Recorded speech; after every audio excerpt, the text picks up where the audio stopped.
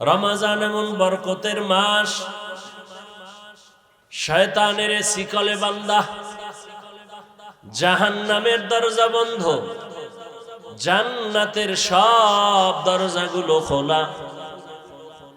রমজান এমন বরকতের মাস, একটা রোজাদার যখন রোজা রাখবে, রোজা অবস্থায় যদি বান্দা ঘুমায় থাকে, আমল নামায় সওয়াব লাগতেই থাকবে। এমন বরকতের মাস।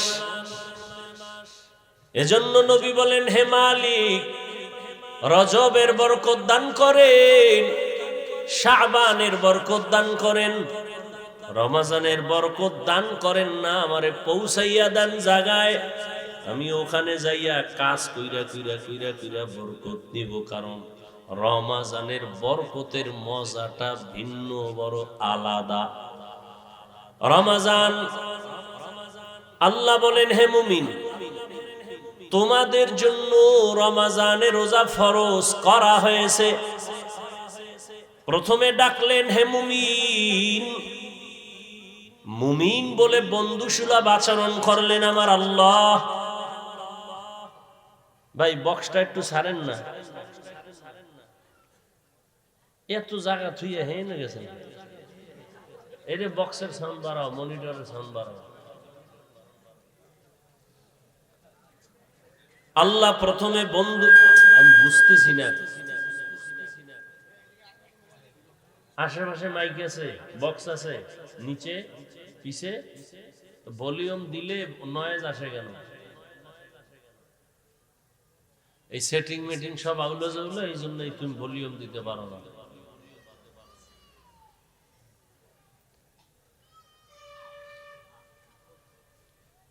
আল্লাহ বন্ধু সুলভ আচরণ করলেন। খুব কষ্ট লাগতেছে আমার, একটু মন খুলে বয়ান করব। এমনি সারাদিন রোজা, খাই নাই ভাত, সাহারিও খাই নাই, রুটি খাই একটু ইফতারি করে ওদিকে বয়ান করে এরপরে জাম। আল্লাহ কত আর কথা বলা যাবে।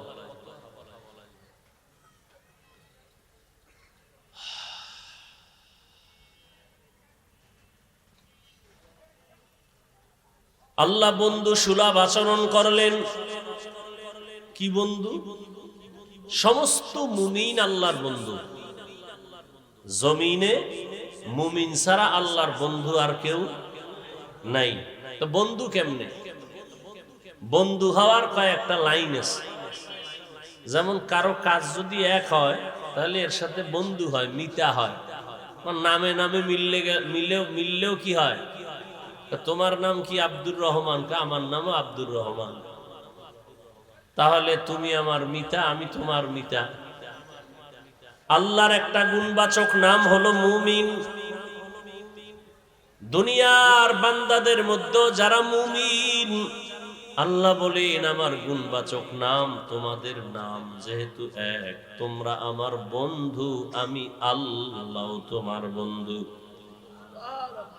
আগে বন্ধু বানায় লইছেন, আল্লাহ আমাকে বন্ধু বলে স্বীকার করছেন। এবার আপনাদের বন্ধু আল্লাহকে নিবেন কিনা, এটা হলো সিদ্ধান্তের বিষয়। যদি কেন আমি আল্লাহর সাথে বন্ধুত্ব করতে চাই না, তাহলে সেই সুযোগও আছে। যেমন ফেরাউন বলেছিল, হে আল্লাহ, আমি আখিরাত চাই না, দুনিয়া চাই, আমাকে দুনিয়া দাও, আখিরাত লাগবে না। আল্লাহর ওয়াদা কোরআনে, মান কানা ইউরিদুল আজিলাতা আজ্জালনা লাহু ফিহা মা নাশাউ লিমান নুরিদ সুম্মা জাআলনা লাহু জাহান্নাম ইয়াসলাহা মাদমুমান মাদহুরা।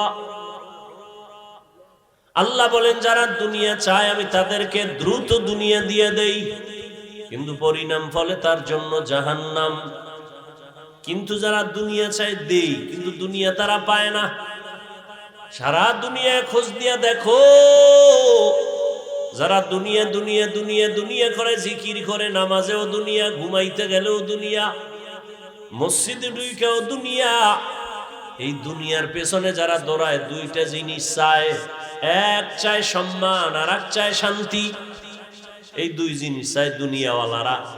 টাকার পেছনে দৌড়ায়, এই দুই জিনিস চায়। ক্ষমতার পেছনে দৌড়ায়, এই দুই জিনিসের জন্য, সম্মান আর কি, কথা বলতে হবে, শান্তি। কিন্তু আল্লাহর জাতের কসম, একটা দুনিয়াদারেও শান্তিতেও নাই, কোনো সম্মানেও নাই। ওই সম্মান দিয়া লাভ কি? একবার ফুলের মালা, ফাইনালে জুতার মালা। ওই সম্মানের কোনো দাম আছে? টাকা দিয়া সম্মান কিনলে জুতা আসবেই। আর আমার আল্লাহ সম্মান যাদেরকে দিবেন, এই সম্মান যারা পাবে এরা দুনিয়ায়ও বাদশাহ, পরকালেও বাদশাহ। জিন্দেগি মে বন্দেগি তো করনা হে,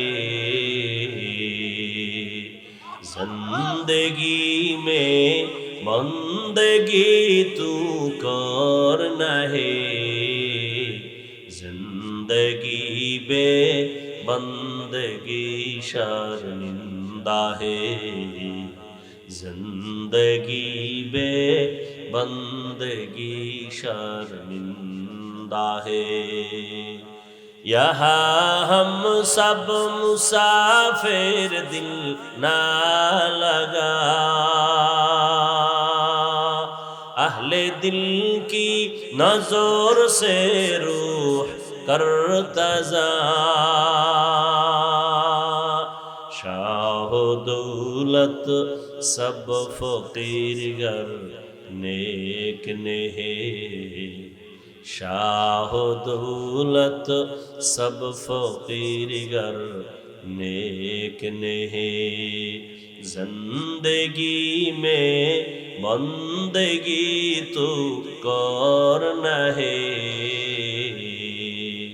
जिंदगी में बंदगी तू करना है, जिंदगी बे बंदगी शर्मिंदा है, जिंदगी बे बंदगी शर्मिंदा है। भाईरा आमार, যারা দুনিয়া দুনিয়া চায়, এরা দুনিয়ার দুই জিনিসের একটাও পায় না, সম্মানও নাই, শান্তিও নাই। 10 তলা বিল্ডিং করে লাভ কি যদি বিল্ডিং থুয়া জঙ্গলে ঘুমাতে হয়? ব্যাংকে কোটি কোটি টাকা রেখে লাভ কি যদি টাকা বংশের কেউ খেতে না পারে? এর চেয়ে খেরের ঘরে একটা রুম নিয়ে আলু ভর্তা দিয়া খাইয়ে ঘুমানো অনেক শান্তি। সম্মান নাই, শান্তিও। এক তো বাইরের জ্বালা, ভিতরের জ্বালা, মামলা হামলার ভয়, আবার ওদিক দিয়া বিবি নিয়ে শান্তি নাই, সন্তান নিয়ে শান্তি নাই। আর যারা নবীর আদর্শ নিয়ে আছে এদের সম্মানও আছে, শান্তিও। যদিও টাকা নাই, পয়সা নাই, বাড়ি নাই, গাড়ি নাই, তবে কোনো ঝামেলা নাই, পেরেশানি নাই। 5 বেলার নামাজ পড়ে দৈনন্দিন যা কামাই করে তা নিয়া, পরিবার সন্তান নিয়া মোটামুটি তার জীবন চলে। মামলারও ভয় নাই, হামলারও কোনো ভয় নাই। এ সম্মান কে দান করেন? আল্লাহ তাআলা বলেন, ও মুমিন, আমি তোমাদের বন্ধু বলে স্বীকার করে নিলাম। তোমরা আমাকে বন্ধু যদি বানাও তাহলে কথা চলবে। আমি আপনাদের মহব্বতের নজরে বন্ধু বলে ডাকলাম, আপনারাও যদি বন্ধু বলিয়া স্বীকার করেন তো কথা বলতে মজা হবে। এই মিয়া এক হাতে তালি বাজেনি?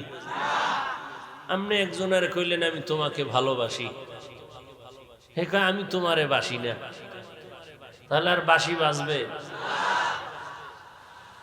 2 হাত ছাড়া তালি যেমন বাজে না, বাতাস ছাড়া পানি যেমন নড়ে না, ঠিক প্রত্যেকটা কাজের মধ্যে দুই দিকের নেগেটিভ পজিটিভ যদি এক জায়গায় না সংযোগ লাগানো হয় তো বাতি জ্বলবে না। আল্লাহ বলেন তোমাদের আমি বন্ধু বলে স্বীকার করে নিলাম, তোমরাও যদি আমাকে বন্ধু বলে স্বীকার করো, এবার তোমাদের সাথে আমার কথা শুরু। বন্ধুরে অনেক কিছু বলা যায় যেটা স্বাভাবিক অন্যকে বলা যায় না। বন্ধু সুলভ আচরণ। আল্লাহ এবার বলেন, ও মুমিন বন্ধুরা, তোমাদের উপর একটা কাজ দেওয়া হয়েছে, করবানি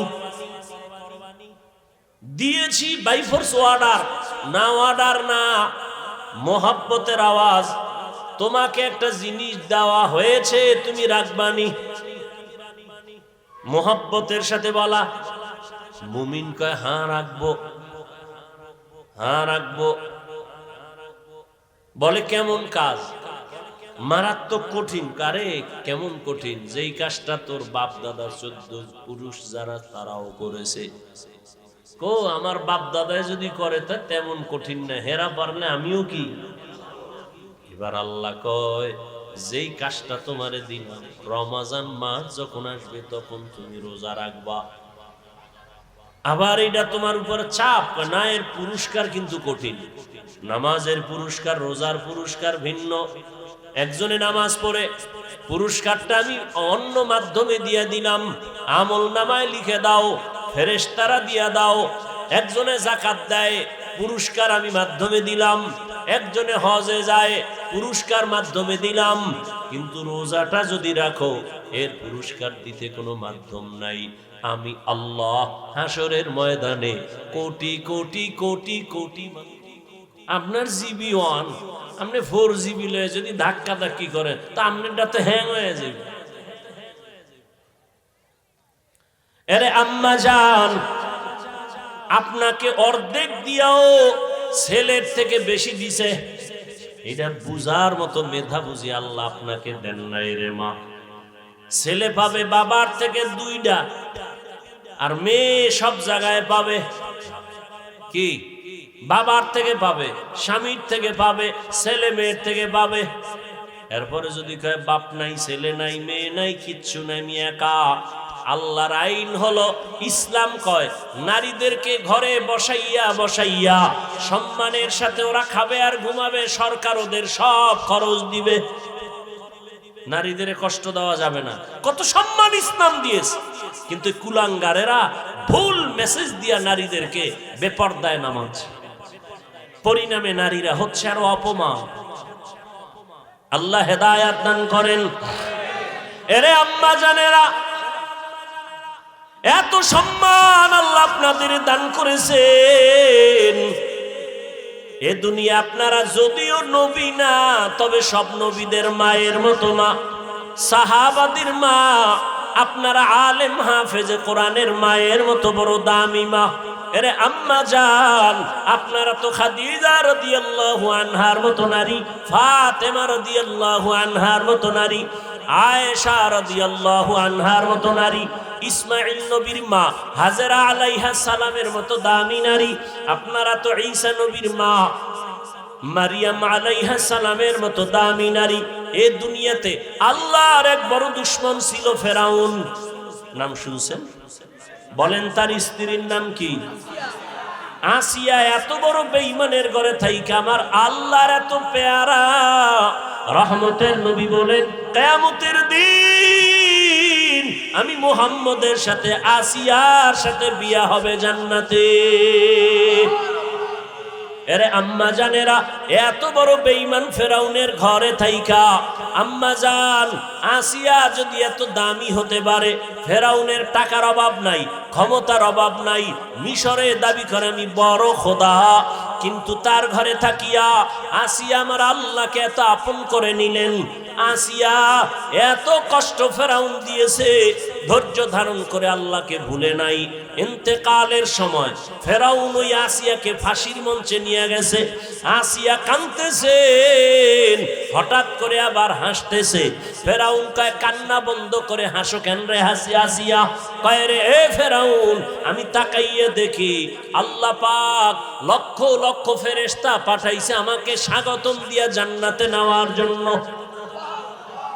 এবং আল্লাহ যেই জান্নাত আমি আসিয়াকে দিবেন, ওই জান্নাতের ছবি আমি এখন দেখতেছি তাকাইয়া। এত বড় বেঈমানের ঘরে থাকিয়া এই আসিয়া যদি আল্লাহর পেয়ারা হয়ে যেতে পারেন, এরে পর্দার আড়ালের আম্মা জান, এই দুনিয়াতে যত ভালো ভালো সন্তান আসছে আম্মা জান আপনাদের আদর্শের কারণে, দুনিয়ায় সব ভালো সন্তান মায়েদের অবদানের কারণে।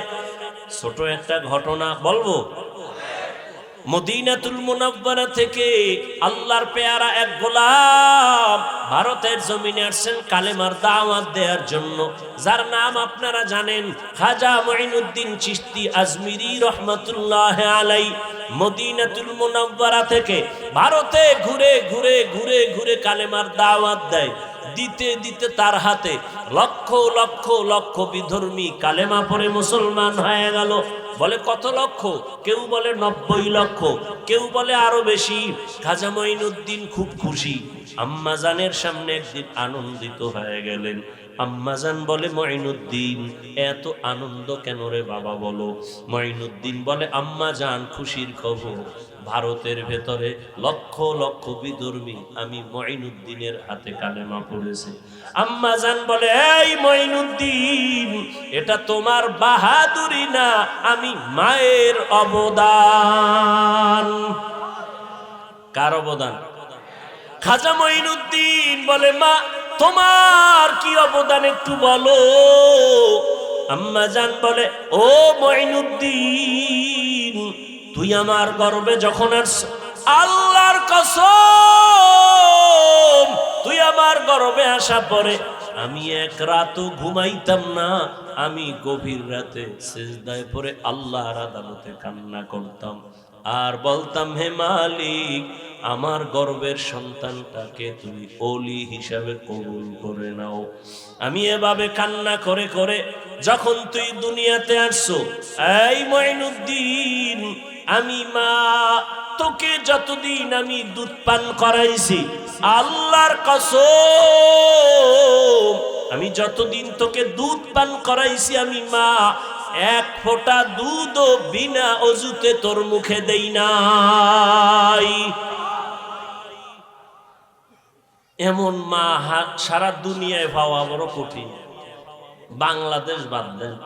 এমন মা, যেই মা বিনা উজুতে বাচ্চাকে দুধ দেয় না, এমন বাচ্চা তো জগৎ শ্রেষ্ঠ আল্লাহর ওলি হবে। কিন্তু এই খাজা মুঈনুদ্দিনের ভক্তদের উপায় কি? এরা যে বয়ে বয়ে খালি গাঞ্জাই খায়।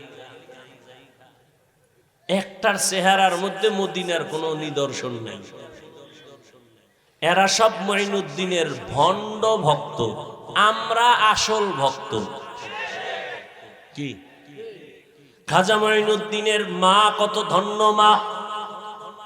খাজা মুঈনুদ্দিন চিশতি আজমিরি 5 ওয়াক্ত নামাজ পড়েন নাই। মা সন্দেহ? মাঝে মাঝে বিড়ি টিড়ি খাইছেন, দাড়ি ছিল না। হ্যাঁ, আপনারা কি ভক্ত হইলেন? এই ভক্ত হয়ে কি নাজাত পাওয়া যাবে?